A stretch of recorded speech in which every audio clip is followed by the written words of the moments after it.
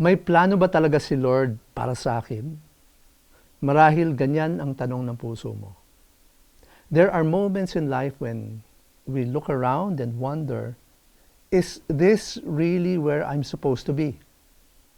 Perhaps you've lost a job, perhaps you suffered a painful loss, or perhaps you've experienced a season of deep uncertainty. Perhaps you feel like your best years are behind you, or you're just drifting without direction. Alam mo kapatid, hindi ka nag-iisa. Marami ang nakakaramdam ng ganito, lalo na sa panahon ng pagsubok. But here's the truth. God's plans for you have never been canceled. May kwento sa Bible tungkol kay Job, isang lalaking nakaranas ng matinding paghihirap.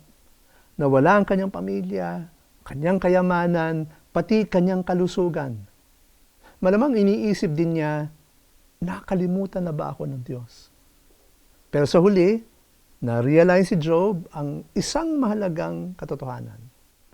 I know that you can do all things, and that no purpose of yours can be thwarted.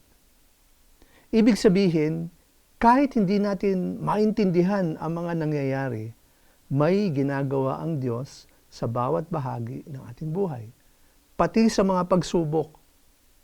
Kapag hindi mo pa nakikita ang sagot sa panalangin mo, hindi ibig sabihin na walang ginagawa ang Diyos. Ibig sabihin nito, patuloy ka lang na manalangin at magtiwala. Dahil may ginagawa ang Diyos kahit sa panahon ng paghihintay. Hindi mo kailangang malaman ang lahat ng sagot, sapat na magtiwala sa Kanya. Sa halip na itanong, Lord, bakit? Bakit hindi mo itanong, Lord, ano ang gusto mong pagawa sa akin ngayon? Magtiwala ka lang sa Diyos. Panghawakan mo na may plano siya para sa ikabubuti ng buhay mo. Pray tayo.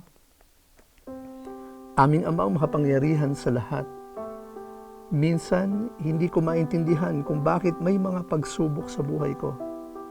Hindi ko rin maintindihan kung may plano ka ba para sa akin.